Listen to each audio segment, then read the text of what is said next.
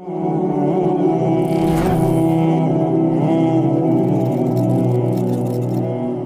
قاری صاحب، اگلا سوال میرا یہ ہے کہ یہ ہمارے جو ایڈیٹر ہیں اے بی میڈیا کے شیراز بھائی، ان کا بھی یہ سوال ہے اور میرے ذہن میں بھی یہ سوال تھا اور دیگر بھی لوگ یہ سوال کرتے ہیں کہ جو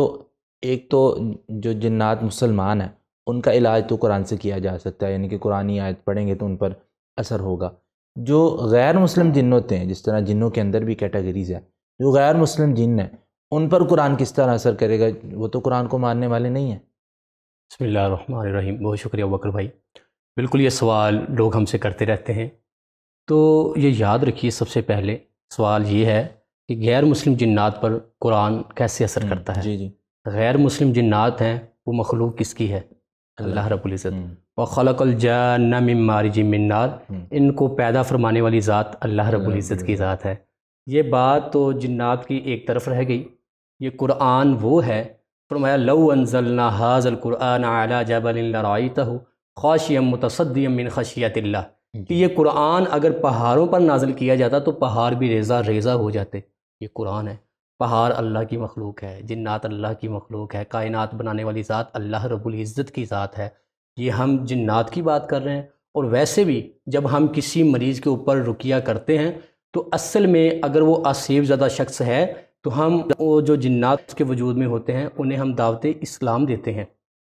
اور جیسے وہ سورہ جن ہے، فرمایا قُلْ أُوحِيَ إِلَيَّ أَنَّهُ اسْتَمَعَ نَفَرٌ مِّنَ الْجِنِّ فَقَالُوا إِنَّا سَمِعْنَا قُرْآنًا عَجَبًا يَهْدِي إِلَى الرُّشْدِ فَآمَنَّا بِهِ وَلَن نُّشْرِكَ بِرَبِّنَا أَحَدًا،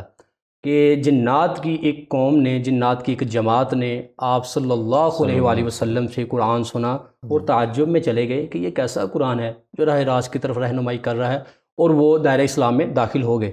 کہ قرآن جب انہوں نے سنا تب وہ مسلمان نہیں تھے،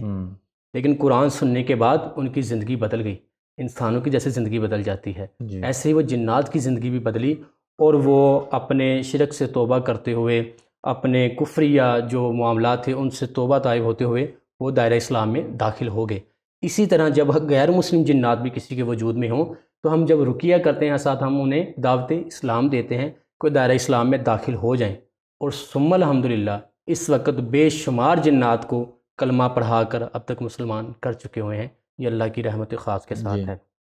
اور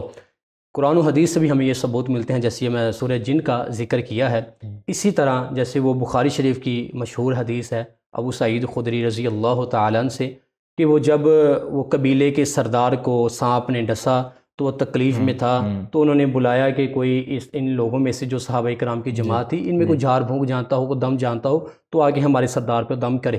تو جب حضرت ابو سعید خدری رضی اللہ تعالیٰ نے جا کر دم کیا، قرآن پڑھا، وہ غیر مسلم تھا لیکن قرآن پڑھنے کے ساتھ، قرآن کے ساتھ ان کا علاج کیا تو وہ شفا یاب ہو گئے، ٹھیک ہو گیا۔ ایسے ہی ایک اور حدیث ہے مسند احمد کی، حضرت یعلا بن مرہ رضی اللہ تعالیٰ عنہ سے مروی ہے کہ وہ فرماتے ہیں کہ ہم نبی مکرم صلی اللہ علیہ وآلہ وسلم کے ساتھ میں جا رہا تھا تو راستے میں ایک خاتون کے ساتھ سامنا ہوا، ایک عورت تھی، اس نے اپنے بچے کو تھاما ہوا تھا، بڑی پریشان تھی، رو رہی تھی کہ یہ میرا بیٹا ہے، اس سے جنات کا مسئلہ ہے، اسے جنات چمٹ گئے ہیں اور اسے دورہ پڑتا ہے۔ تو نبی علیہ السلام نے اس کو تھاما اور فرمایا بسم اللہ انا عبد اللہ عدو اللہ، میں اللہ کا نام لے کر کہتا ہوں کہ میں اللہ کا بندہ ہوں، تو ناکام ہو جائے اے اللہ کے دشمن۔ وہ غیر مسلم جن تھا جو اس کے اندر تھا۔ پیغمبر اسلام نے یہ پڑھ کر، بسم اللہ پڑھ کر، اور منہ مبارک میں لعاب مبارک لے کے اپنا جیسے پھونک مارتے ہیں چتکارا، تو وہ اس کے وجود سے نکل گیا اور وہ بچہ بالکل حشاش بشاش ہو گیا، تندرست ہو گیا، ٹھیک ہو گیا۔ وہ جنات غیر مسلم تھے، اس کا وجود چھوڑ کر وہ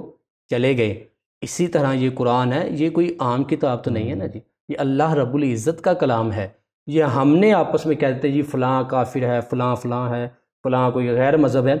لیکن اللہ کا قرآن جو ہے وہ اللہ رب العزت ہے، وہ اللہ رب العزت کی ساری مخلوق ہے، وہ جس پر بھی یہ قرآن پڑھا جائے گا اس پر یہ اپنا اثر ضرور رکھتا ہے۔ اور کئی ایسے لوگ ہیں جو ہمارے مسلمان لوگ ہیں، ہم ان سے ناراض بھی ہوتے ہیں لیکن وہ پریشان جب ہوتے ہیں تو وہ غیر مسلم کے پاس جاتے ہیں، کئی عیسائیوں کے پاس جاتے ہیں اپنا علاج معالجے کے سلسلے میں، کہ شاید یہ روحانی علاج جو ہے یہ ہمارے مسلمان لوگ نہیں ٹھیک طریقے سے کر سکتے، بنگالی بابے بڑے مشہور ہیں، ان لوگوں کے پاس جاتے ہیں لیکن کبھی ان سے علاج نہیں ہوگا۔ یہ میری بات یاد رکھیے کیونکہ کبھی بھی اندھیرے کو اندھیرا ختم نہیں کرتا، گندگی کو گندگی ختم نہیں کرتی، اللہ کا قرآن ختم کرتا ہے۔ پھر گھوم پھر کے جب آتے ہیں اللہ کے قرآن سے ان کا علاج کیا جاتا ہے تو الحمدللہ اللہ انہیں شفا عطا فرماتے ہیں۔ اور ویسے بھی الحمدللہ جب ہمارے پاس، جیسے ان کے پاس ہمارے لوگ جاتے ہیں، میرے پاس بہت سے ایسے لوگ ہیں جو تمام مسالک سے تو آتے ہی ہیں، لیکن غیر جو مذاہب ہیں ایسے لوگ